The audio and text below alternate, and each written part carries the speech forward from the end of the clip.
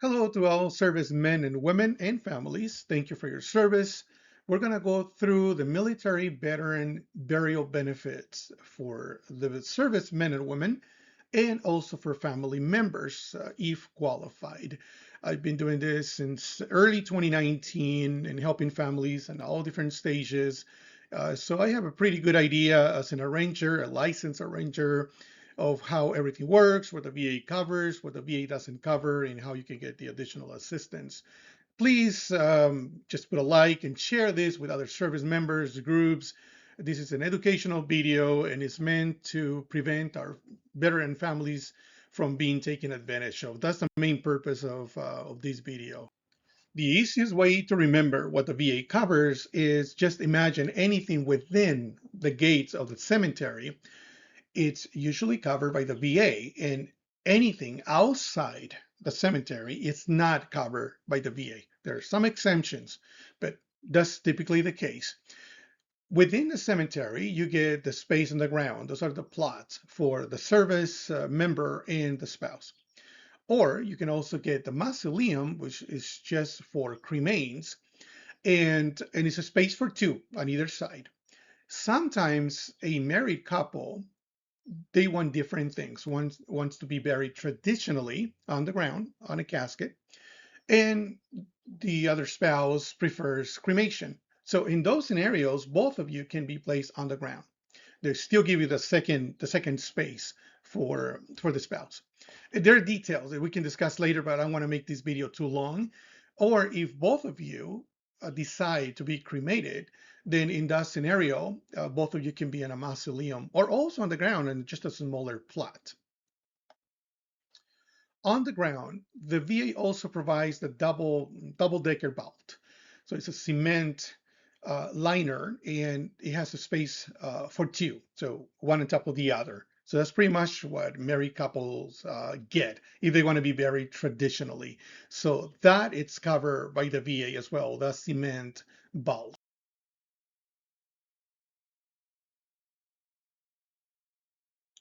Headstone or marker. It's different in every cemetery, but it's the headstone or marker, also the engraving of the name, data, and dates, usually branch of service, the rank, and so on. So that's provided as well. You receive the gravesite service, military honors, and that's when they do the presentation of the flag, and it's then presented to a surviving spouse or surviving family members. The gun salute, it's usually not provided by the VA.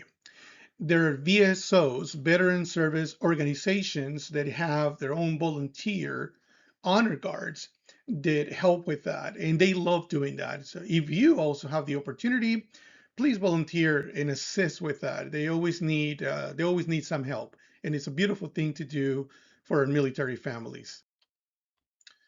The American flag. This is usually requested by the funeral home. That's usually the procedure. There is a little form they filled out and they go and they pick it up and have it ready for the service. So this is through the funeral home for the most part. Opening and closing service and fees. You get the presidential certificate, the ongoing care of the gravesite. And just so you get an idea of the approximate value of all these benefits, they're not going to give you a check for this. They just cover all the expenses.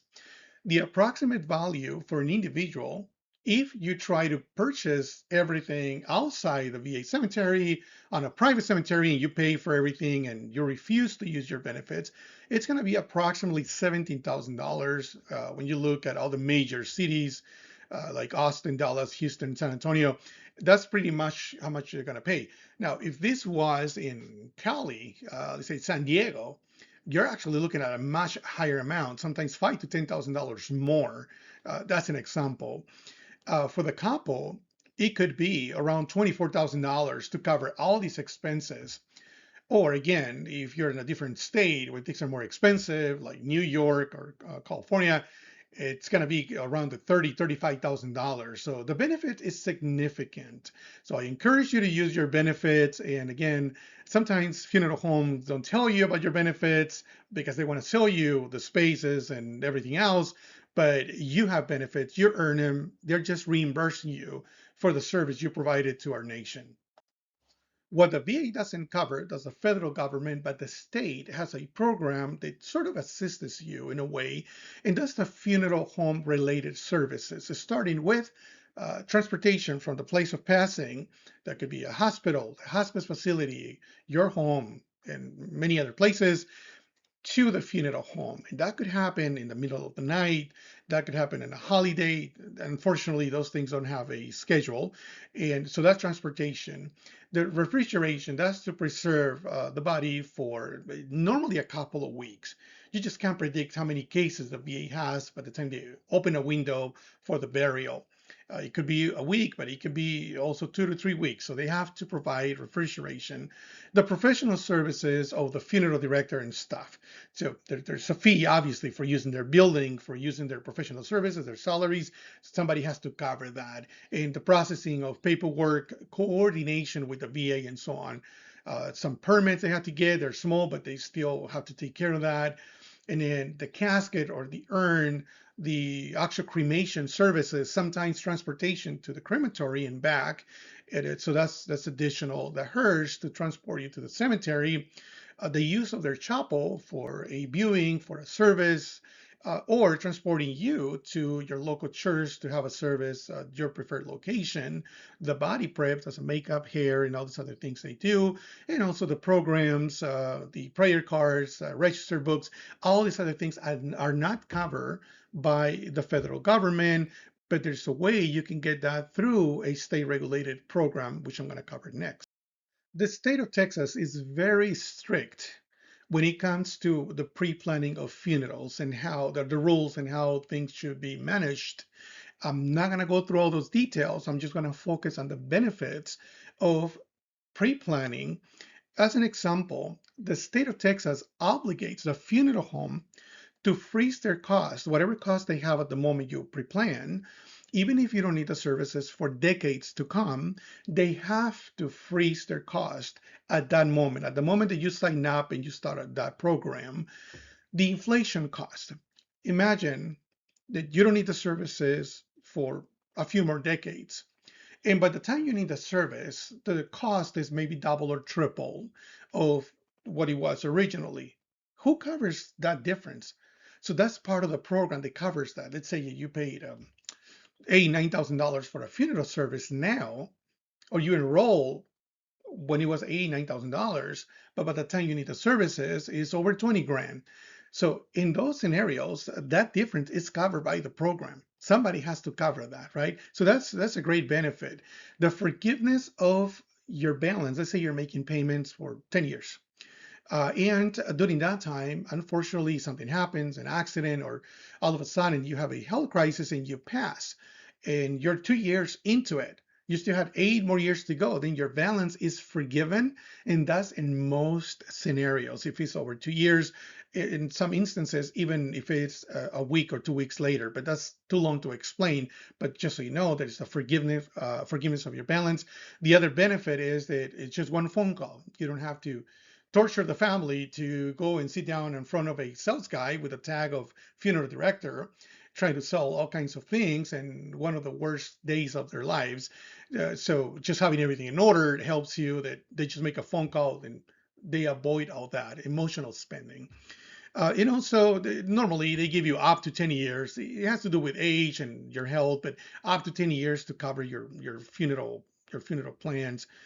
When possible, it's always better to do it within a year. And then prevent the upsells, obviously, at the funeral home. They're a business. They're always going to try to sell you more stuff. And you have to understand that they're not your enemies, but they're also not your friends. They're a business and they are there to make money off of the services they provide to you. And they're going to try to increase as many services as possible. So just have that in your mind. So if you pre-plan everything, then you avoid all those problems. And so it prevents also family conflicts when it comes to who's going to pay what and trying to get into an agreement and trying to understand what is it that you wanted.